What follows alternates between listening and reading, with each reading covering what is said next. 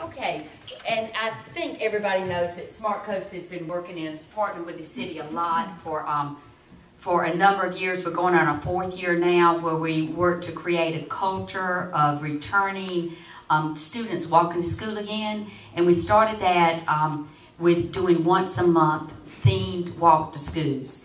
And so we've been written up nationally, which is pretty interesting, as a case study with Fairhope.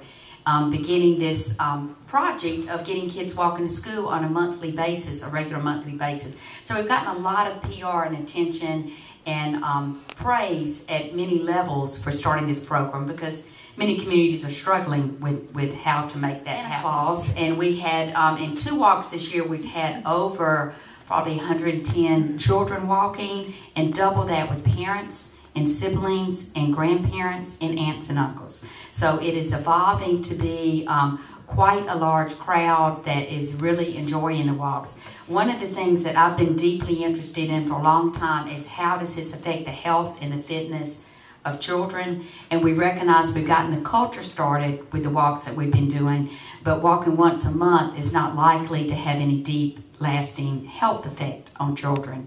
And so we have looked at a group out of Columbia, Missouri, that picked up the daily walking school buses, where you have actually walk stops in a neighborhood, like a bus stop, but you have a walk stop, and there you'll see a quite extensive plan. Part of it is modeled a little bit after what we did with the community park, when we looked at how do we get the entire community involved in the effort. But we are interested in going the next step, which is creating daily walking school buses with adult background checked, trained volunteers that walk from neighborhoods around the schools, and that they walk to school on a daily basis.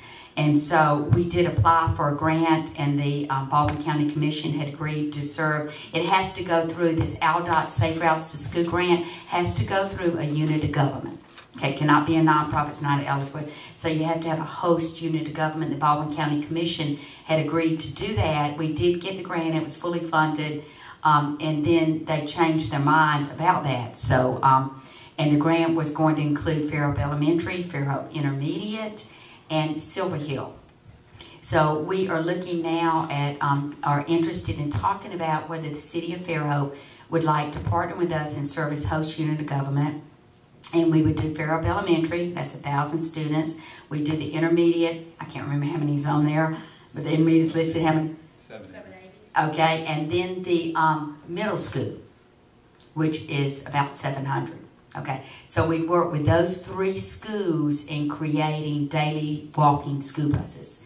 And one, our goal would be that we get this initiated, it becomes a pattern, it feels safe to people, and that then we pilot it in Fairhope, and then eventually we will go community to community, and Smart Coast will work, we hope, with multiple communities using the pilot and the model created in Fairhope to work with many communities. One of the things that I'm really excited about with it, and all grants now are looking at, what is your outcome monitoring? What type of measures do you have in place to show the effectiveness of your program? So Harv, do you want to, Harv has agreed to serve, he and Dr. Bill Gatter, on the committee to do outcome monitoring for the grant. Bill and I will be doing the scientific backup and evaluation for this project. Bill is a physician, I'm a psychologist, so we're looking at both physiological and psychological changes that occur over time. A number of studies have been done, especially in Australia and the United Kingdom, that have demonstrated quite clearly the health effects of walking to school, and a number of studies are being conducted in the United States now that are showing us the same thing. If you get a child moving on the way to school, they move intellectually all day. There's a pronounced increase in academic performance just as a result of walking to school. So Bill and I will be monitoring what goes on in this project. We'll be looking carefully at physiological changes as well as academic changes and attitudinal changes of the children. And we have something very new to Smart Coast now, and that is we have a full-time AmeriCorps Vista worker. And she has, I'd like to introduce Carla Pierce at this time.